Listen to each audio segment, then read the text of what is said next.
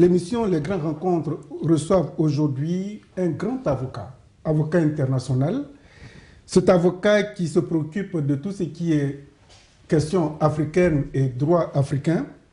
Maître Marcel Sekaldi fait partie de ceux qui ont lancé pour la première fois l'appel des 10 à Marcoussis. Il est venu sur le plateau pour nous aider à comprendre la confuse et inquiétante situation politico-militaire qui règne en ce moment en Côte d'Ivoire. Maître, bonjour. Bonjour et merci de m'accueillir sur votre plateau. Permettez-moi d'abord d'adresser un salut à tous les Ivoiriens et à toutes les Ivoiriennes, en sachant que dans ces circonstances, nos pensées vont vers eux. Merci beaucoup, Maître. La première question, quelle analyse vous faites de la situation politique confuse et inquiétante de la Côte d'Ivoire en ce moment? J'allais dire d'abord et d'une manière générale, pauvre Afrique. Quel est le continent auquel l'on va soumettre une telle palinodie de la part de la communauté internationale dont on parle? La communauté internationale, l'avez-vous rencontrée vous-même? Moi, je ne l'ai jamais rencontrée. C'est une femme sans tête. Elle a eu comme porte-parole un fonctionnaire, M. Ban Ki-moon. Le secrétaire général des Nations Unies, je vous le rappelle, n'est qu'un fonctionnaire. C'est le primus inter partes à l'intérieur des fonctionnaires des Nations Unies, mais il n'est que fonctionnaire. Ce fonctionnaire n'avait ni l'autorité, ni le droit, ni le pouvoir, ni la légitimité de prendre parti dans le cadre de la procédure électorale mise en place en Côte d'Ivoire.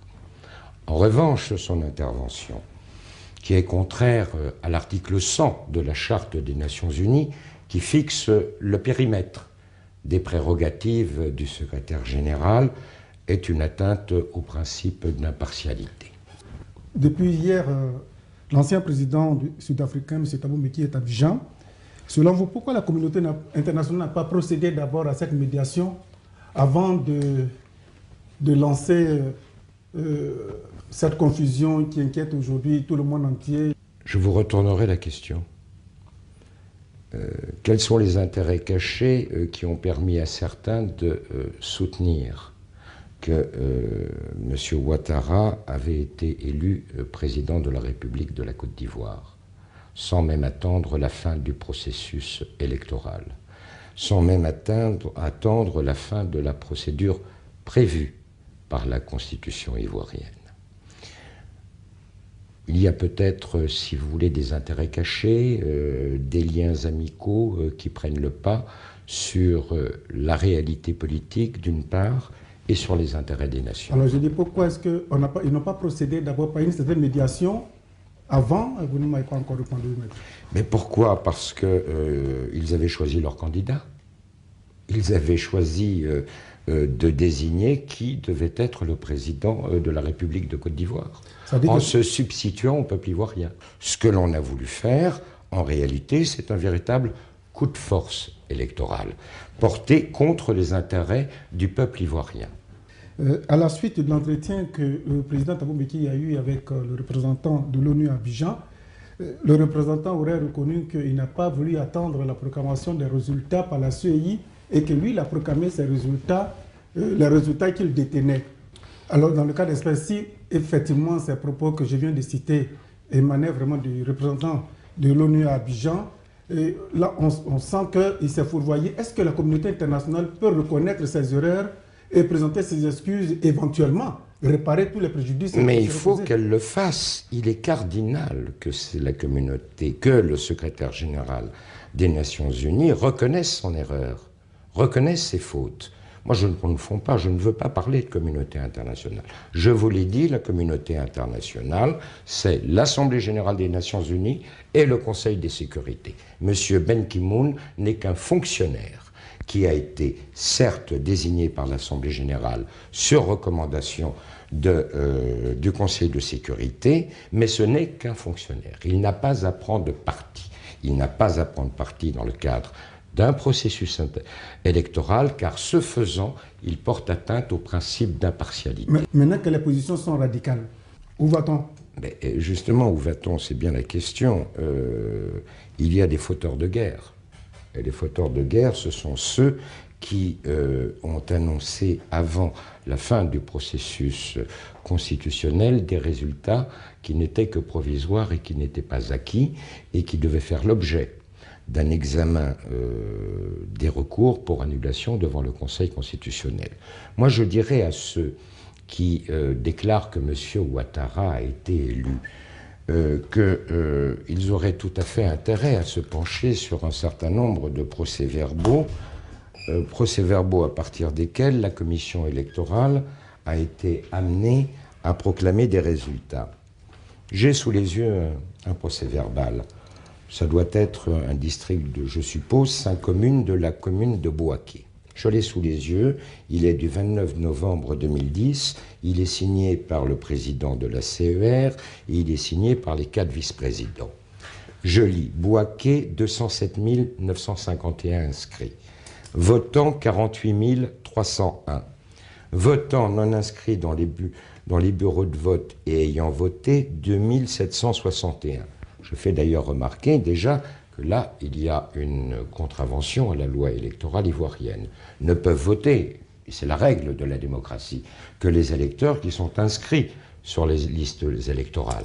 Les gens qui ne sont pas inscrits sur les listes électorales ne peuvent pas voter.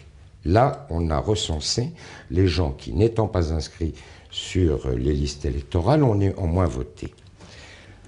Suffrage exprimé. 159 788. Alors, j'aimerais que l'on m'explique par quelle opération du Saint-Esprit 48 301 votants peuvent donner corps à 159 788 suffrages exprimés. Alors, ceux qui se sont appuyés sur les proclamations de la CEI, je leur dirais tout simplement que la Cour suprême des États-Unis, à qui l'on communiquerait ce procès-verbal, viennent nous dire s'il est valide ou s'il est non valide. Que le Conseil constitutionnel français, en face d'un tel procès-verbal, vienne nous dire ce qu'il ferait. Bon, alors, M. Soro Guillaume est à nouveau le Premier ministre de M. Alassane Dramane Ouattara, oui, président de l'autre camp. Oui. Est-ce que, maître, ce n'est pas là le signe patent d'une reprise des hostilités en Côte d'Ivoire? Et à la fois, il est ministre de la Défense. Écoutez, moi, si vous voulez, intervenir dans les affaires intérieures ivoiriennes mais délicat, ce que je pourrais dire tout simplement, simple constatation. Hein. Monsieur Ouattara, sauf erreur de ma part, avait annoncé la constitution d'un gouvernement d'union nationale. Donc on pouvait penser que son allié du second tour, que le parti de son allié du second tour, le président Bédié, serait représenté. Je m'aperçois que M. Ouattara a désigné M. Soro. Bon. Si j'étais ivoirien, je dirais que les masques sont tombés et que c'est la reconstitution d'un tandem de putschistes. Alors, maître, est-ce que vous connaissez bien la Côte d'Ivoire? Je la connais un peu, oui, je la connais un peu. J'ai eu une de mes parentes, mais ça remonte à quelques années, qui a été enseignante en Côte d'Ivoire. Vous intervenez au nom du droit ou bien vous intervenez parce que vous avez un penchant pour... non, si vous voulez, moi je n'ai pas de penchant pour quiconque, mais je n'accepte pas l'injustice et je n'accepte pas, si vous voulez, qu'il y ait un double standard de justice. Et que tant que l'on se gargarisera d'état de droit et de démocratie, alors que l'état de droit dont se prévalent certains et les règles démocratiques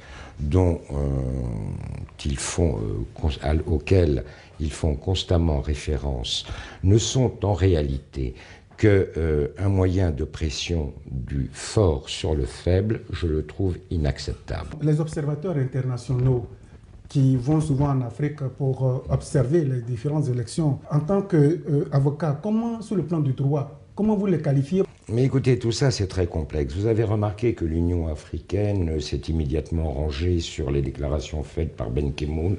Regardez la chronologie. La chronologie d'ailleurs est extrêmement intéressante. Le premier à avoir déclaré que Alassane Ouattara était élu est le secrétaire général des Nations Unies. Il a été immédiatement suivi par une déclaration de l'administration américaine, qui elle-même a été suivie d'une déclaration du président Obama, qui ensuite a été suivie d'une déclaration du président Sarkozy. Alors que je vous fais remarquer qu'à l'issue du premier tour, et même dans les heures qui ont suivi le second tour, les mêmes appelaient les différents intervenants à suivre le processus électoral et à déposer les moyens de recours utiles devant le juge des élections, qu'est le Conseil constitutionnel. Ce n'est pas la commission électorale. La commission électorale est une autorité administrative. Elle n'est pas le juge de l'élection. Le juge de l'élection est le Conseil constitutionnel.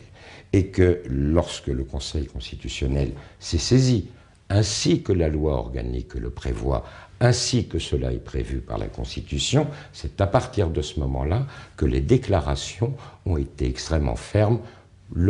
Alassane Ouattara a été élu. Bien. Donc, c'est très exactement une politique de fort avec les faibles et de faibles avec les forts. La dernière question, jusqu'où les Ivoiriens iront?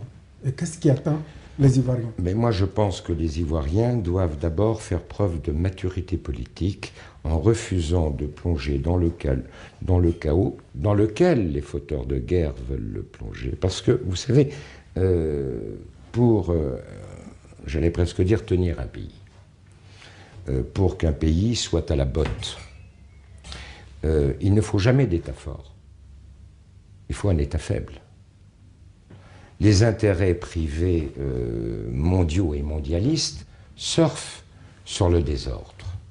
Eh bien, il faut que les Ivoiriens fassent preuve de maturité politique et qu'ils montrent par le comportement qu'ils ne tomberont pas dans le piège qu'on leur a tendu. Ce n'est pas le piège que l'on a tendu à tel ou tel candidat, c'est un piège que l'on a tendu à l'ensemble des Ivoiriens. Les Ivoiriens sont une nation. Les Ivoiriens ont de tout temps eu une structure étatique importante, et bien qu'ils se réfèrent à leur passé, à leur histoire, à leur conscience collective, pour dire non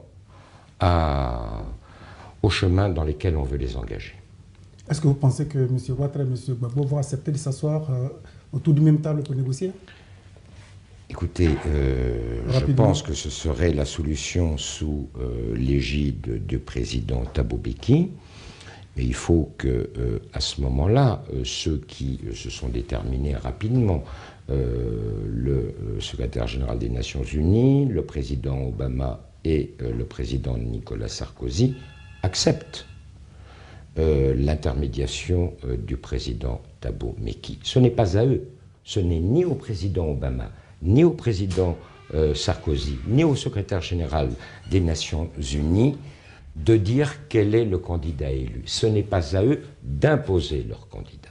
C'est aux Ivoiriens de choisir leur candidat et c'est au médiateur Thabo Mbeki de trouver la solution alternative la plus conforme aux intérêts du peuple et de l'État ivoirien. Merci bien, Maître. Merci à vous qui nous suivez. Ben, la situation actuelle de la Côte d'Ivoire n'arrête vraiment pas de nous ébranler. C'est comme une femme qui a deux maris. Cela surprend. La Côte d'Ivoire a deux présidents. Et pour comprendre, nous faisons appel à des spécialistes qui nous donnent leur point de vue. Ils nous instruisent de leur manière. Ben, tout ça, ce n'est pas du tout pour prendre parti de X ou de Y. C'est pour que vous compreniez ce qui arrive aux Ivoiriens. Merci et à très bientôt.